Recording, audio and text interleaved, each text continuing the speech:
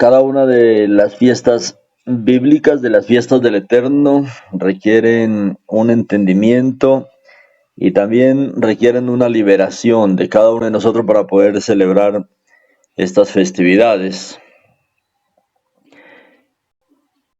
Todas las fiestas que el Eterno estableció, especialmente las fiestas de peregrinaje, que es la fiesta de Pesach, la fiesta de Shavuot y la fiesta de Sukkot.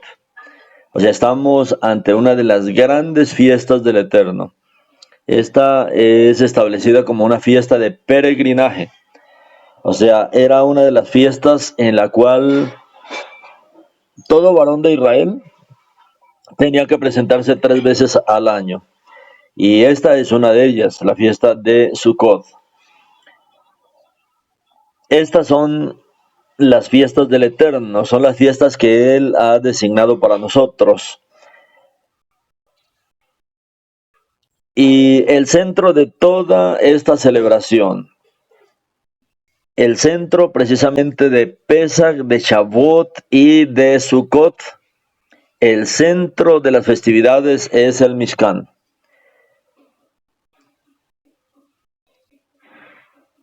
Y por eso muchos dicen que no se puede hacer en celebraciones sin templo, especialmente de estas fiestas de peregrinaje.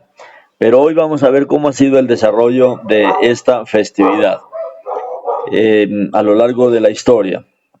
Siempre es bueno conocer pasado, presente y futuro de cada festividad para poder tener un entendimiento mucho más amplio de estas festividades.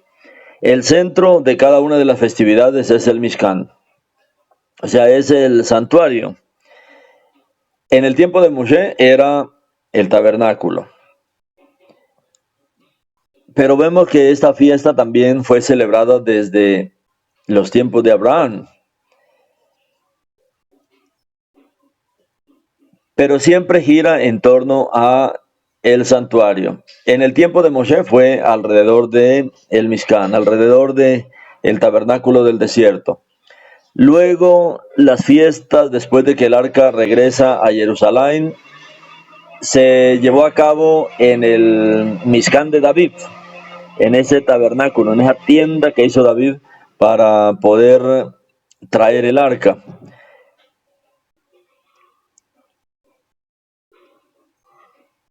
Cuando el arca tuvo su historia, que fue llevada a Silo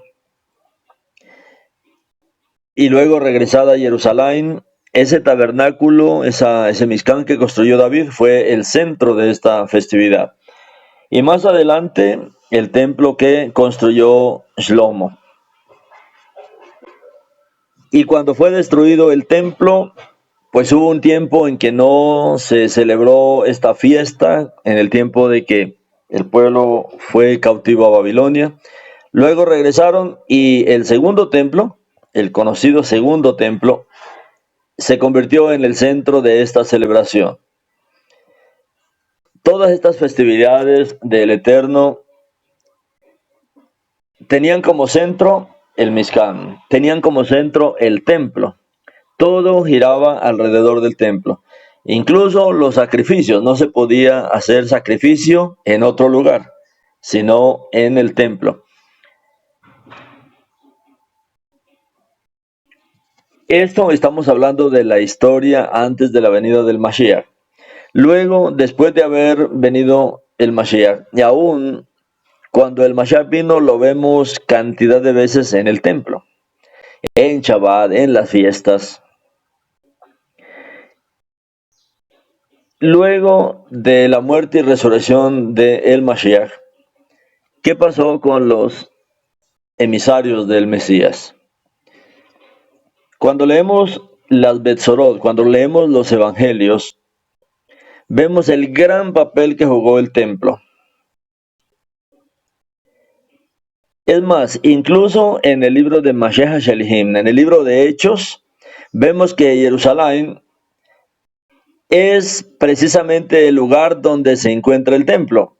Y no solo es la capital política, no solamente la capital cultural, tiene algo mucho más importante que es el templo. Y el templo y Jerusalén también atrae no solamente al pueblo yehudí, sino que también a todos los que creen en Yeshua. Incluso los mismos emisarios, los mismos apóstoles y sus discípulos, y creyentes en Elohim como el Mesías judío, todos son atraídos hacia Jerusalén. Cuando nosotros vemos el último viaje del Sheliach Shaul a Jerusalén, todos lo detienen. Y el Ruach HaKodesh, el Espíritu de Santidad, dice que da una advertencia a los discípulos en diferentes lugares. Y le dicen a Shaul, mira, serás arrestado, serás apresado. Elohim le mostró al profeta Ágabo que Shaul sería atado y que soportaría muchas pruebas. Y en Éfeso, Shaul dice en Mashiach Yelihim 20, 15 al 23, Hechos 20, 15 al 23. Dice, al día siguiente zarpamos de allí y llegamos a las cercanías de Quío. Al otro día cruzamos a Samos y el día después de este llegamos a Mileto. Pues Shaul había decidido pasar de largo a Éfeso para no perder tiempo en la provincia de Asia, porque estaba apresurado para llegar a Jerusalén, si esto fuera posible, y celebrar Shavuot allí, o sea, para celebrar la fiesta de las semanas o Pentecostés. Pero mandó llamar a los ancianos, a los Hanim de El Beidín, de la congregación en Éfeso desde Mileto. Cuando llegaron les dijo, ustedes mismos saben cómo desde el primer día que puse un pie en la provincia de Asia, estuve con ustedes todo el tiempo, sirviendo al Adón con mucha humildad y lágrimas, a pesar de las pruebas que tuve que sufrir por las conspiraciones de los Yehudim no creyentes. Saben que no retraje nada que fuera de ayuda para ustedes, y que les enseñé tanto en público como casa por casa, declarando solemnemente el mismo mensaje a Yehudim y a las naciones por igual. Teshuvah, delante de Adonai, y la confianza absoluta en nuestro Adón Yeshua HaMashiach. La confianza absoluta. Teshuvah delante de Adonai. Es decir, la confianza absoluta en nuestro Adón Yeshua HaMashiach. Esta es la verdadera Teshuvah. La confianza absoluta en Yeshua HaMashiach. Y ahora, impuesto por el Ruach, voy a Jerusalén. Y no sé lo que me acontecerá allá. Pero sí sé que el Ruach HaKodesh en todas las ciudades me da testimonio diciendo que me esperan prisiones y tribulaciones. Y esto a pesar de que los creyentes sabían que ya no necesitaban ningún sacrificio. Y uno ve, ya no se necesitan sacrificios, pero ¿por qué ellos tienen tanto deseo de subir a Jerusalén? Hablando de Shaul. Ellos eran más que conscientes. Shaul, a través de sus cartas, nos muestra que ya hay un sacrificio que es muy superior a los sacrificios que se efectuaban en el templo. Ya se ha presentado este sacrificio absoluto del Mesías, que no solo incluye el poder de todos los sacrificios. El sacrificio de Yeshua abarca, incluye el poder de todos los sacrificios, pero no solamente los incluye, los supera incomparablemente. El sacrificio de Yeshua supera incluso a todos los sacrificios y muy por encima. Pero ¿cuál era la aspiración de ellos de subir a Jerusalén? ¿Qué podemos ver de el pueblo yehudí antes de Yeshua? Sin el templo no había verdaderas fiestas. Y esto lo vemos cuando el primer templo fue destruido.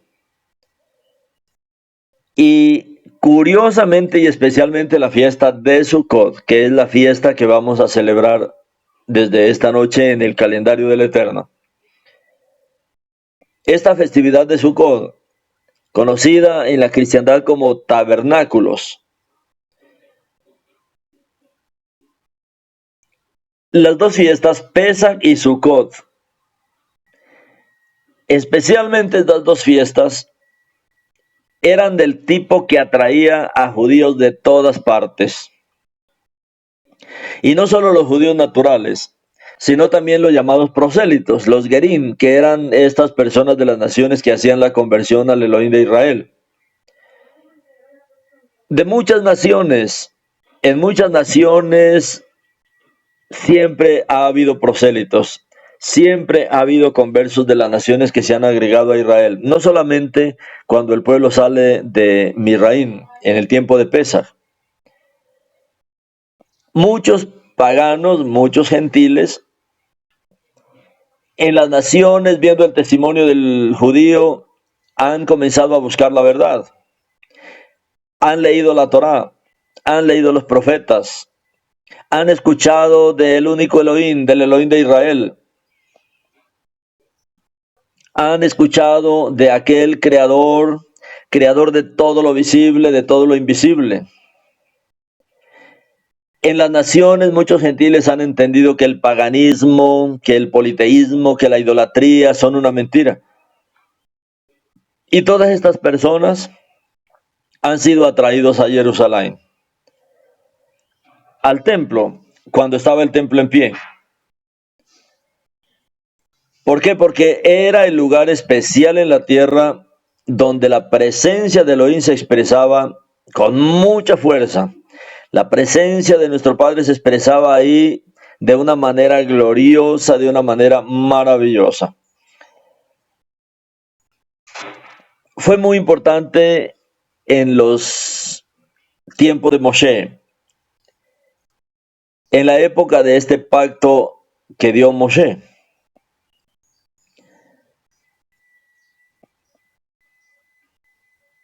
Este significado, necesitamos entender el significado del templo. ¿Por qué es que el Eterno ordena que estas festividades, sacrificios, todos tenían que darse alrededor del templo, en el templo o alrededor del templo? ¿Cuál es el significado de esto? ¿Cuál es el significado universal del templo? El templo no es un símbolo solamente para Israel, sino que el templo era un símbolo también para las naciones. Era para todas las naciones. Y este es el primer punto principal que se debe conocer, que debemos enfatizar. Cuando se habla del símbolo principal de Israel, el templo estaba inexplicablemente vinculado en el pensamiento judío miles de años antes, pero ¿cómo estaba vinculado? Estaba vinculado con la casa de David. ¿Por qué? Porque fue David quien tuvo la idea de construir el templo. Fue en David que estaba este deseo. Él decía: yo estoy habitando en casas lujosas, en casas bien artesonadas, en palacio, pero el arca del Eterno está habitando en tiendas. Voy a hacerle un lugar para el arca. Voy a construir el mejor palacio. Voy a construir el mejor lugar para esa arca. Y fue David el que tenía ese sueño. Y él decía: no daré sueño a mis ojos, ni a mis párpados adormecimiento, hasta que yo halle un lugar. Hasta que yo le edifique un lugar para el Kadosh de Israel, para el Santo de Israel. Él fue el que tuvo esta idea. Por eso estaba en el pensamiento judío estaba vinculado con la casa de David. El templo se vincula con la casa de David. El templo está entrelazado con la casa de David. Aunque David, por ser un hombre que había derramado mucha sangre, el Eterno le dice que no. Tú no vas a construir mi casa, mi templo, sino que sería Salomón el que le edificaría este templo. Cuando nosotros leemos ahí la oración que hace Salomón cuando él dedica esta casa, él pide que pueda gobernar de una manera adecuada al pueblo.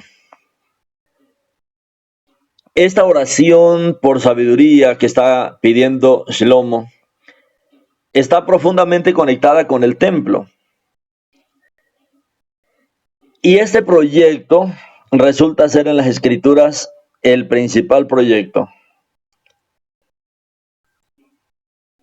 Y es la primera respuesta a la oración que hace Shlomo, la edificación de este templo. Y es interesante que la destrucción del templo por los babilonios está estrechamente relacionada con el derrocamiento de la monarquía y con la restauración después de un regreso parcial del cautiverio babilónico. O sea, cuando los babilonios invadieron Jerusalén y destruyeron el templo, no solamente destruyeron el templo, destruyeron la monarquía de Israel, destruyeron el reinado de Israel. Israel fue un reino, pero aquí se pierde el reino cuando el templo es destruido y cuando son llevados cautivos a Babilonia. Y luego de 70 años regresan. No todos, de los miles y miles, solo 50,000 aproximadamente son los que registra Esdras y Nehemías que regresaron. Fue pocos en comparación al gran número de judíos que había en Babilonia. Y es curioso que la restauración después del regreso parcial del cautiverio babilónico se le haya encomendado a Zorobabel o Zerubabel. ¿Quién es Zerubabel? Zerubabel es un descendiente de David. O sea, la reconstrucción del templo tiene que ver con el reinado. Y es a Zerubabel, un descendiente de David, que se le encomienda esta reconstrucción. ¿Por qué? Porque él era el único que podía reclamar legalmente ese poder real, ya que era un descendiente de David.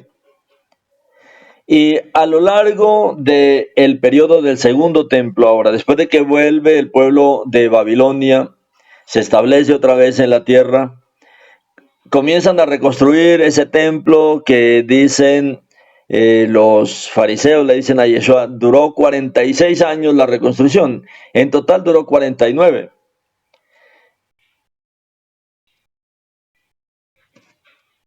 Este periodo ahora se conoce como el periodo del segundo templo, que es el periodo ya del regreso del cautiverio.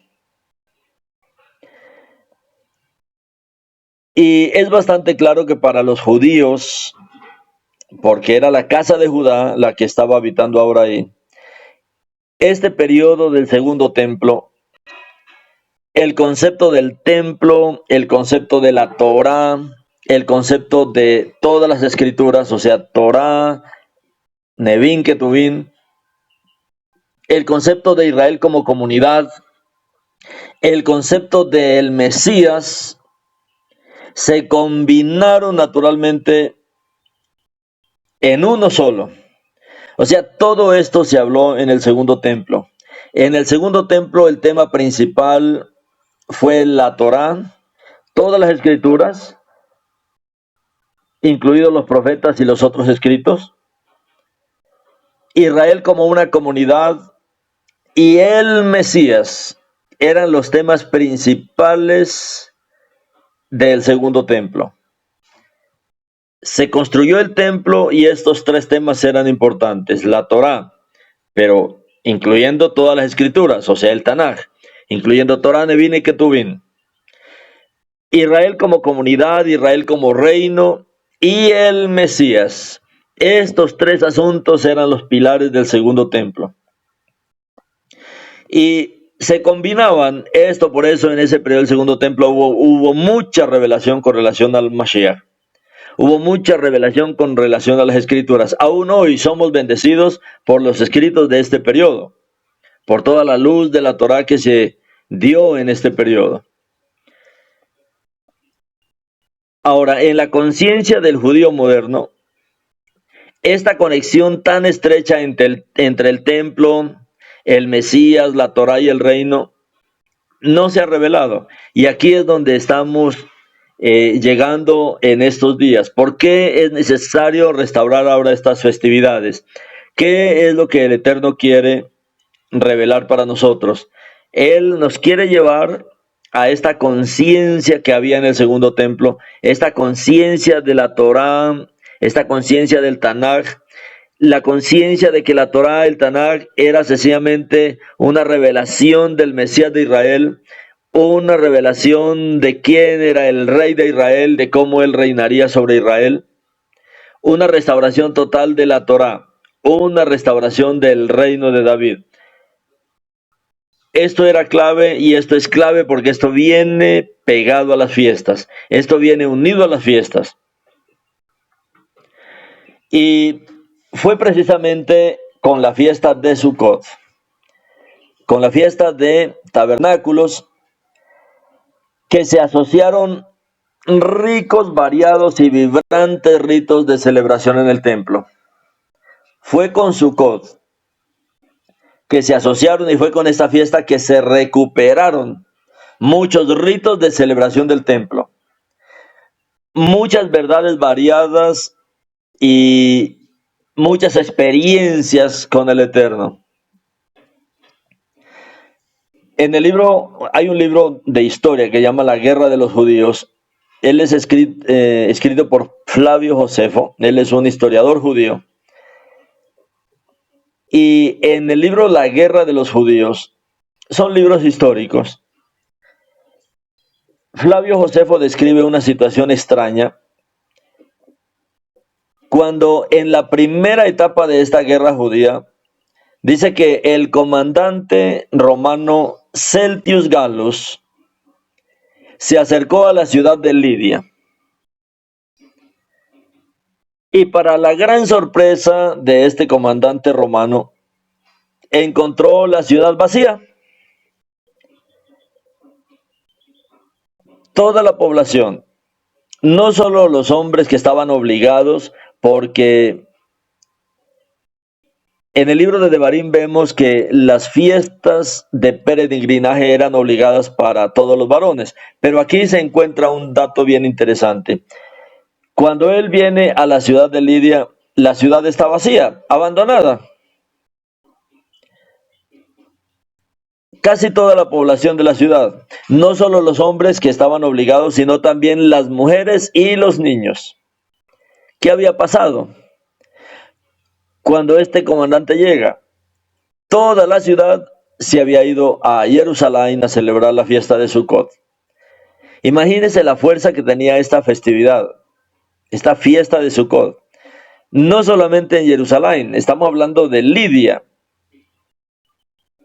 Todos habían ido a celebrar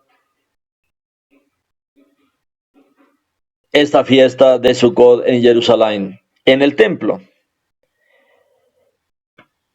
Y no solamente se hacía en el templo, sino alrededor del templo. Se puede imaginar usted toda la población, esta gran cantidad de personas en Jerusalén, celebrando esta gran festividad, celebrando esta gran fiesta de Sukkot. Muchas cabañas armadas, incluso en el templo, alrededor del templo, por todo Jerusalén. Y no cabía tanta gente que aún en las ciudades vecinas también se armaban esas pequeñas cabañas. Y es ahí donde vemos una cabaña armada en Beilegen y es ahí donde nace el Mashiach. Justo en esta festividad. ¿Puede usted imaginarse toda la población de una ciudad que no era insignificante en ese momento? Si el comandante romano va hasta allá era porque era una ciudad muy importante, pero cuando llega no está. La gente está celebrando en Jerusalén, celebrando Sukkot ahí en Jerusalén. En un momento de guerra, en un momento de dificultad, en un momento cuando los ejércitos venían para tomar el pueblo. Se llama la guerra de los judíos el libro. O sea, estaba el pueblo judío en guerra con Roma. Pero no les importaba si había guerra. Lo más importante era esta fiesta de Sukkot. Y ellos habían abandonado sus propiedades en un momento tan peligroso como una guerra y habían ido a la fiesta de Jerusalén. Porque era necesario llegar a Jerusalén. Era necesario celebrar Sukkot ahí en el templo y era necesario subir y celebrar. Si no había espacio, bueno, alrededor del templo. Esta festividad nos habla del poder protector del Eterno sobre nuestras vidas. Y aquí con este dato histórico, tal vez va a entender usted mejor el mensaje acerca de el poder protector del Eterno revelado en la fiesta de Sukkot.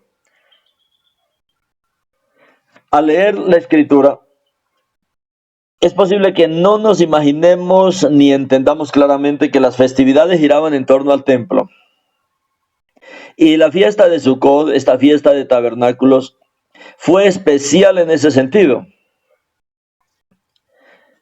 Curiosamente, cuando los judíos estaban en el cautiverio en Babilonia, ahí ellos estuvieron 70 años. Incluso muchos levitas y sacerdotes no solo no celebraron la fiesta de Sukkot, sino que incluso se olvidaron de cómo celebrarla. En 70 años el pueblo se le olvidó esta festividad. Cuando leemos los libros de Esdras y Nehemías, especialmente en el capítulo 8 de Nehemías, ahí vemos evidencia directa de que las fiestas en el cautiverio fuera del templo no se celebraban verdaderamente. No se celebró en Babilonia. Cuando antes de la fiesta de Sukkot y en el primer día de la fiesta se leían aquellas páginas de la Torá que hablaban de la fiesta, el libro de Nehemías dice que encontraron en las escrituras cómo debía ser celebrada. Nehemías capítulo 8. Esto fue sorprendente para ellos. El pueblo venía de un cautiverio de 70 años, estaban ahí en Jerusalén, venían a reconstruir el templo, a reconstruir la ciudad, a reconstruir la monarquía nuevamente, el reinado. Se reunieron para leer, no estaban en la celebración, se reunieron a leer la escritura. Cuando encontraron sobre Sukkot se sorprendieron. Y esto le causó tanta intriga al pueblo que comenzó a leerlo. Y se comenzó a leer para todo el pueblo. Los Kohanim comenzaron a leer estos trechos de la Torá que hablan de Sukkot. Comenzaron a leerlo para todo el pueblo y lo iban explicando, lo iban descifrando. Y cuando hicieron esto, el pueblo entendió la necesidad de celebrar Sukkot. Y luego salieron a recoger, como dice ahí la palabra, a recoger las ramas, a recoger frutos, a construir cabañas, como está escrito en la Torá. Entonces estos días hacemos igual. Leemos todos estos trechos que el Eterno nos habla de cómo hacer esta festividad. Para poder ganar más luz de la Torá con respecto a esta festividad. Durante el cautiverio babilónico, o sea, en esos 70 años que el pueblo estuvo cautivo, en Yehudá el templo estaba destruido y la ciudad estaba destruida. No había templo. Entonces no se celebraban verdaderamente fiestas. Y al pueblo se le olvidó qué hacer. No la celebraron y olvidaron la festividad. Ahora, hay muchos rabinos que hoy enseñan, hay muchos conceptos tradicionales, y eso es lo que el Eterno este año está haciendo, poder discernir entre lo que es tradicional, o sea, lo que es humano, lo que son tradiciones humanas y lo que es la Torá. Porque hasta ahora está esto mezclado, hay una mezcla entre lo que es de la Torá y lo que es tradicional. incluso en las fiestas también se han manipulado de esa manera, pero el Eterno este año lo que ha venido es entresacando lo que es Kadosh de lo que es Bil, lo que es de la Torá y lo que es tradición humana. Ahora, hay muchos rabinos que enseñan que si no hay templo, y es cierto, no hay templo, en este momento el templo de Jerusalén está destruido, pero ellos dicen, pero así no haya templo, pero si cumplimos a cabalidad, si cumplimos con todos los detalles, todos los decretos rituales, incluyendo los rabínicos, cumpliendo todos estos decretos y rituales, entonces la fiesta nos será contada, o sea, el Eterno la tendrá en cuenta, como si estuviéramos celebrando en el templo. La pregunta, ¿es cierto eso? No, no cuenta.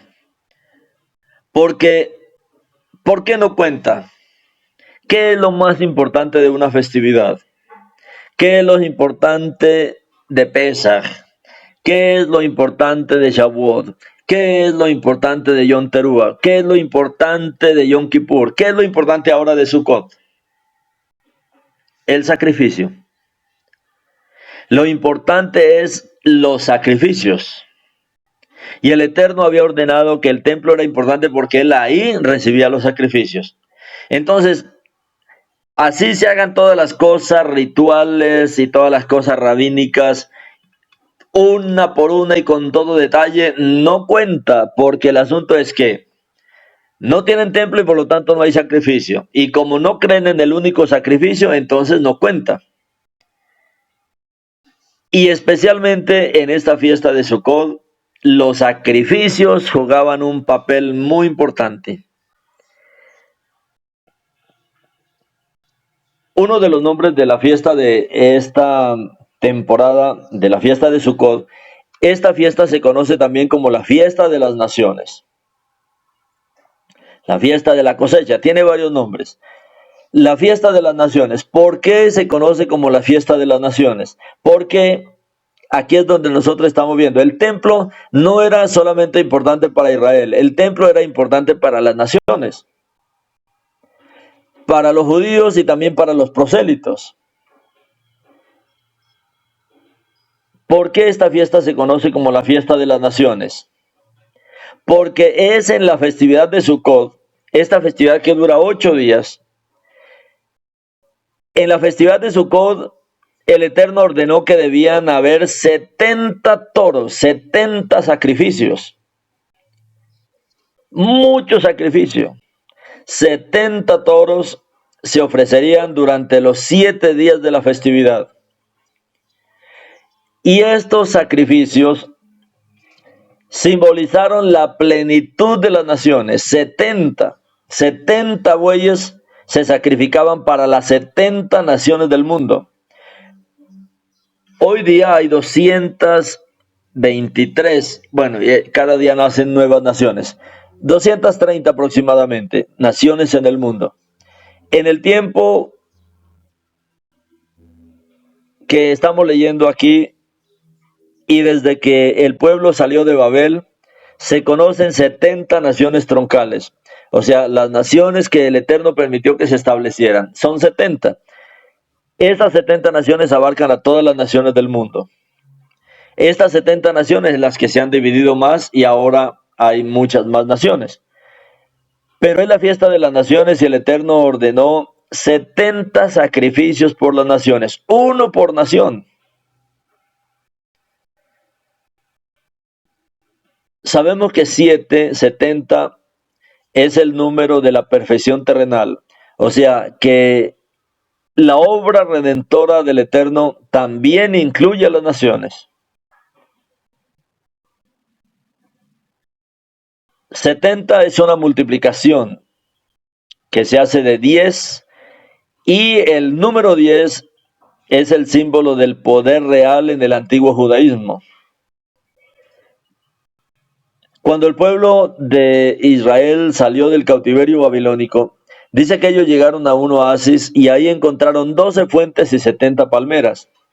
O sea, el Eterno está mostrando el oficio de la nación de Israel, el oficio nuestro como sacerdotes del Eterno es proveer alimento, proveer agua a las 70 naciones del mundo.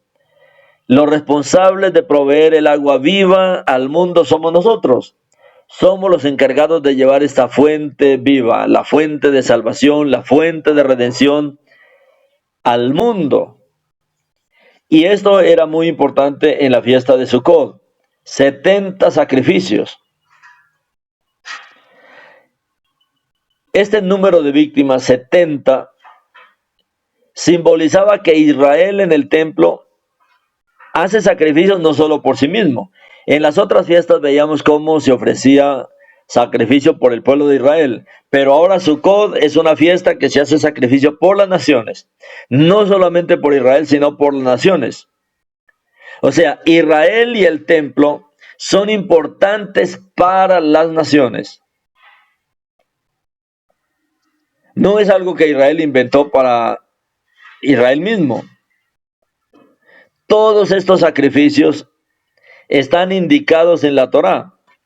Estos 70 sacrificios es de los que habla el libro de Números capítulo 29. Ahí habla cómo debía ser ese sacrificio día por día durante los 7 días de la fiesta de Sukkot.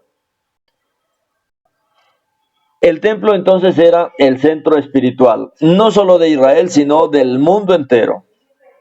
Y no solo de los judíos, sino también de muchas naciones que creyeron, que confiaron, pero no se hicieron judíos. Porque ellos entendieron esto. Hoy la gente cree que si no se hace judío, entonces no puede disfrutar del Mesías. No, eso no es así. Ahora, estamos celebrando las fiestas bíblicas. Estamos celebrando las fiestas de la Torá. Estamos celebrando las fiestas ordenadas por el Eterno.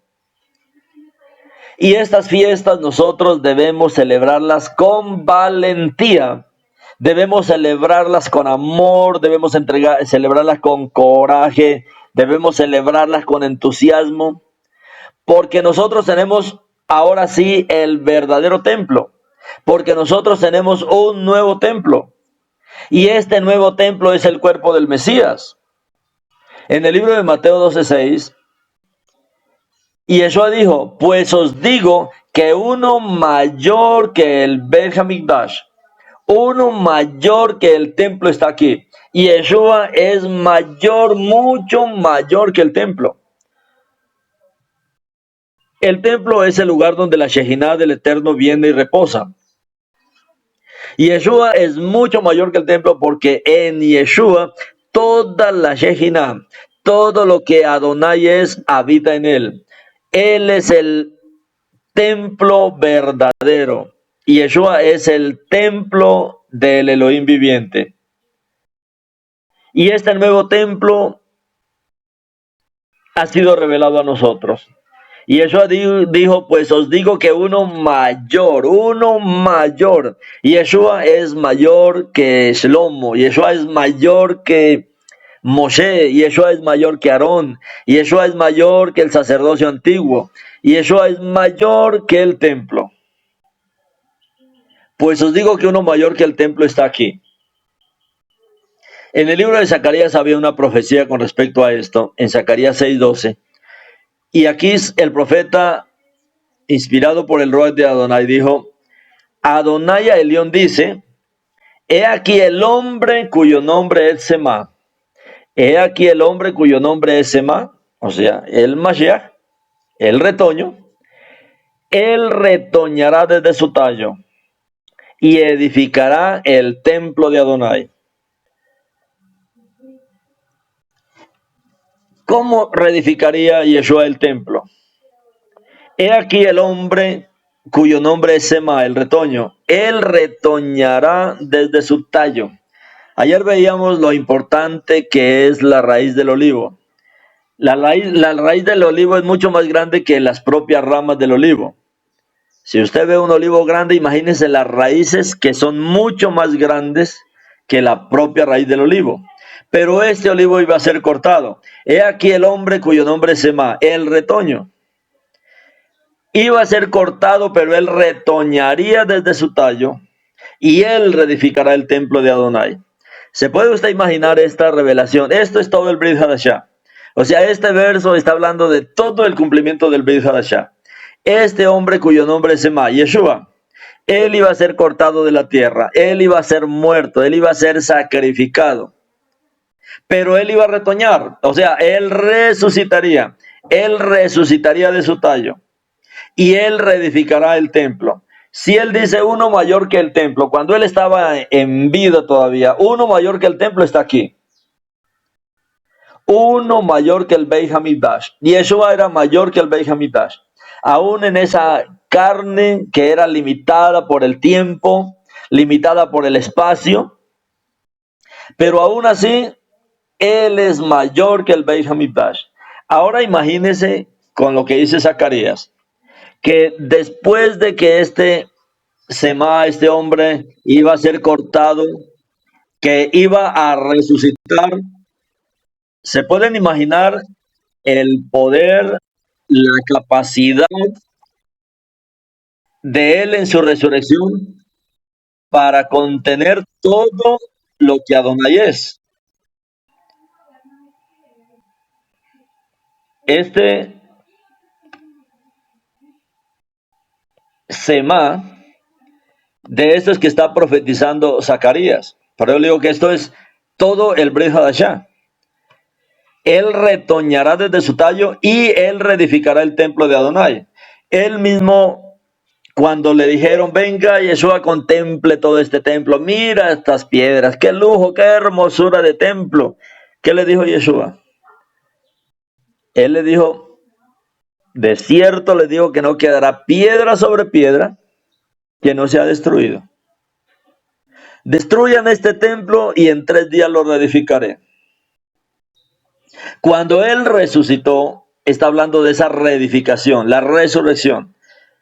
Ahora Yeshua en su resurrección, en él habita ahora corporalmente toda la plenitud de lo que Adonai es.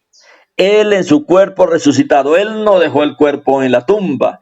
Él resucitó, pero con un cuerpo resucitado, un cuerpo lleno de cabot, de gloria, lleno de la presencia del Eterno. Dentro de este cuerpo resucitado es el templo de Adonai. Entonces por él le estaba diciendo, uno mayor que el templo. Si anteriormente en el templo venía la Shejinah del Eterno de vez en cuando, ahora en Yeshua, que es el templo de Adonai, en él habita perpetuamente, siempre, para siempre. Entonces para nosotros hay mucho más motivo, porque ahora tenemos este templo. Ahora lo tenemos, usted lo tiene ahí en su nación, usted tiene a aquel que es mayor que el templo, al Mesías resucitado, a este Semá que murió y resucitó. Y él nos trae toda la presencia del Eterno a nuestras vidas. Entonces tenemos motivos mayores. Él se sacrificó, él murió. Él terminó con el pecado y él viene en resurrección como este templo mayor, como el templo mayor, el templo eterno en el cual Adonai habita. Retoñará desde su tallo y reedificará el templo de Adonai. Ahora, además de eso, él nos hizo también su templo, como dice el Brit Hadashah. ¿No saben que vuestro cuerpo es templo del Ruach? En cada uno de nosotros, esta Sukkah está representando a Yeshua como el templo de Adonai. Esa Sukkah representa toda esta visión. Esta Sukkah que Él nos permite hacer hoy no era solamente un recuerdo del viaje de ellos por el desierto. Sí, representa también, pero es más. Esto tiene otra esencia a la que Yeshua nos está llevando, otra dimensión de entender a la que Él nos está llevando. Esta Sukkah es Él mismo, como dice Yohanan. Y aquel verbo que era Elohim mismo se hizo carne, hizo tabernáculo, Él hizo Sukkah entre nosotros. Y Yeshua es la Sukkah del Eterno. Y Yeshua es esta Sukkah en la cual Él vive. Esta Sukkah fue destruida, fue muerta, pero volvió y resucitó.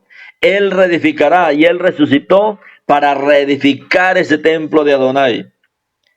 Y a cada uno de nosotros también nos hizo estos templos, como dice el Brit Hadashah. En nosotros habita el Ruach HaKodesh. Y este nuevo templo es perfecto en el Ruach. Somos templos perfectos. ¿Por qué templos perfectos? Porque nosotros lo podemos expresar, manifestar, podemos permitir que Él hable a través de nosotros, que se manifieste. Él es el Elohim viviente y Él necesita estos templos vivos. Esa Sukkah también nos representa a nosotros. Nosotros estamos dentro del Mashiach, Él es nuestra Sukkah, pero Él también está dentro de nosotros. Nosotros somos una Sukkah para Él. Y este templo Él lo sigue edificando.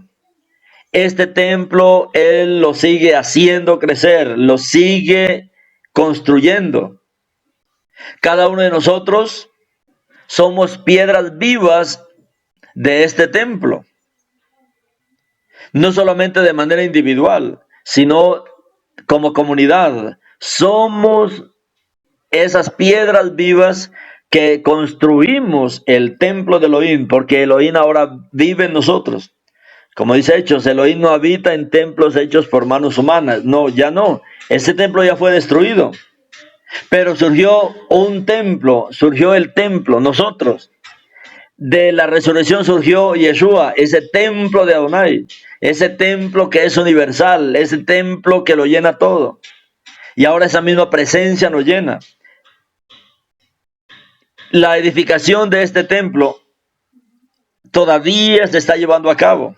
Se completará cuando nuestro Cohen Gadol, cuando el Rey Mashiach regrese a esta tierra en toda su cabot, y cuando nosotros seamos totalmente transfigurados.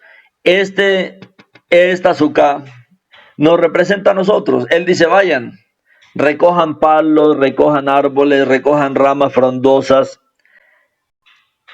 ¿Por qué? Porque así es nuestra naturaleza. Esta Sukkah es muy bonita en el primer día, está toda verdecita, pero al séptimo día está toda seca, retorcida, porque está mostrando esa fragilidad humana. Nos está mostrando que nosotros definitivamente necesitamos del Eterno porque somos así, frágiles, pasajeros. Estamos en plena edificación. Él quiere completar esta edificación. Y esta edificación se completará en su regreso. Cuando Él, como el sumo sacerdote, como el Cohen Gadol, como el Rey, regrese a nosotros en Kabod y seamos llenos también de esa Kabod de el Mashiach. Cuando los muertos resuciten con nuevos cuerpos y nosotros, los que estemos vivos, seamos transfigurados para tener cuerpos que tengan la misma gloria del Mashiach, la misma Kabod, la misma esencia de Él. Ahora, no estamos entonces ya atados a rituales rígidos. No estamos restringidos por rituales, por decretos que eran necesarios mientras el templo estaba en pie. Y antes de que Yeshua hiciera su expiación eterna, Él hizo una expiación eterna. Sukkot vuelve y nos recuerda esa expiación, el sacrificio. Sin fiestas, sin sacrificio no hay fiesta.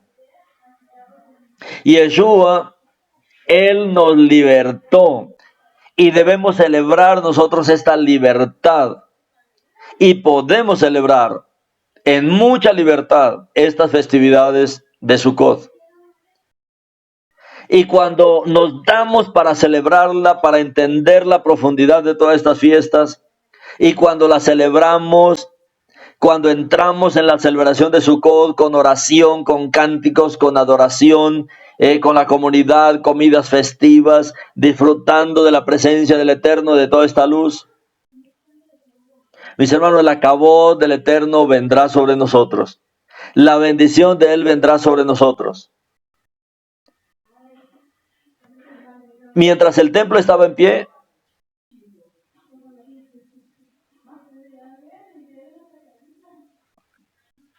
habían muchas restricciones.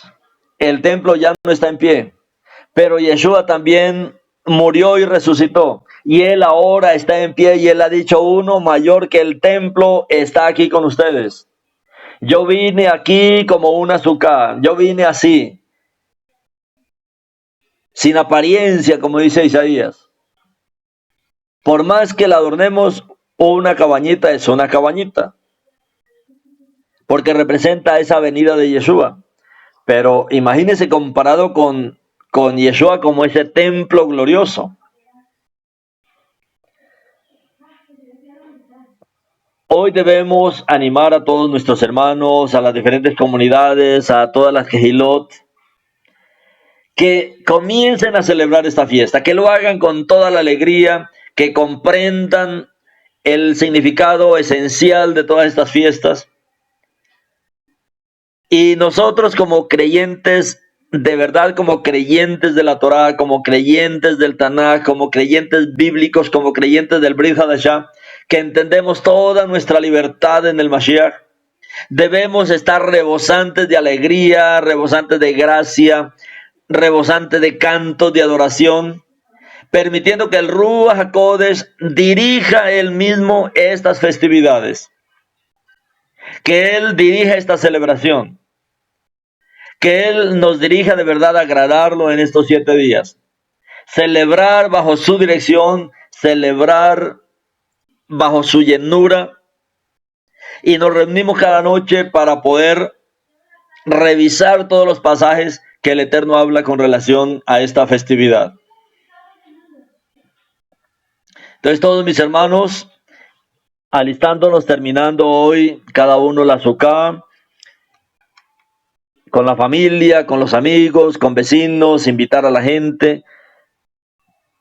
Es la fiesta de las naciones, orar por las naciones. Este tiempo es un tiempo de sacrificio diario, orando por las naciones, diariamente intercediendo por ellas, así como hicimos en Yom Kippur, un día prácticamente que se ora mucho por casa de Yehudá, por la salvación, porque ellos reconozcan al verdadero Mesías, pero ahora es la fiesta de las naciones. Nosotros como Israel intercediendo por las naciones. En Yom Kippur, nosotros Israel intercedemos por nosotros, nos preparamos, pero ahora respondemos al Eterno también como este sacerdocio que Él ha establecido para bendecir a las naciones. 70 sacrificios, o sea, mucha oración por las naciones. Que el Eterno nos guíe, mis hermanos, para que cada uno de nosotros que representamos a nuestra nación podamos tener cargas especiales, asuntos especiales de nuestra nación para estar orando estos días, mis hermanos, de esta gran celebración. Y con los amigos, vecinos, ahí en el lugar, invitarlos, como les digo, poner si es posible, donde se pueda, equipos con un buen volumen que muchos puedan escuchar, repartir tratados. Es la fiesta de las naciones. Y el Eterno quiere y nos dará muchos frutos, porque también es conocida como la fiesta de la cosecha. Muchos frutos que ya están listos. Tal vez muchos vendrán y dirán, uy, no sabía que aquí celebraban Sukkot, lo he visto por internet. Pero muchos nos vamos a encontrar si esta festividad la abrimos y la hacemos también como el Eterno nos ha mandado, que las naciones se beneficien de él. Amén, Yeshua, te alabamos en esta mañana, te alabamos por esta festividad de Sukkot, porque tú eres esta Sukkah del Eterno. Aquel verbo se hizo carne e hizo Sukkah entre nosotros. Padre, estamos por celebrar el nacimiento, la venida de aquel que es la luz a este mundo, aquel que vino a iluminar toda oscuridad, toda tiniebla. Padre, que hoy se han corrido los velos en cada uno de nosotros, en las naciones, en el pueblo, en casa de Yehudá. Y eso, que muchos te puedan conocer, que para muchos haya revelación, que para muchos, Padre, haya el conocimiento de ti, de las Escrituras, que nosotros como pueblo demos un testimonio de ti en este día. Tú has proclamado que uno mayor que el Beit HaMikdash está aquí. Uno mayor que el templo está aquí con nosotros en esta fiesta de Sukkot. Tú dijiste que, como a través del profeta Zacarías, Adonai Elión dice, aquí el hombre cuyo nombre es Semá, el retoño, él retoñará desde su tallo y reedificará el templo de Adonai. Bendito eres tú, Yeshua, por haber resucitado, porque tú y nosotros somos este templo de Adonai, contenemos toda la esencia de lo que Adonai es, En nosotros vive nuestro Adonai. Vivimos llenos de tu presencia, saturados por tu presencia. Que en estas fiestas venga mucha revelación de aquello que tú quieres que veamos. Que todo velo se caiga, que toda ceguera, Yeshua, sea quitada de nuestros ojos espirituales, y podamos ver tu grandeza en nosotros. Amén, aleluya, mis hermanos. Amén, amén.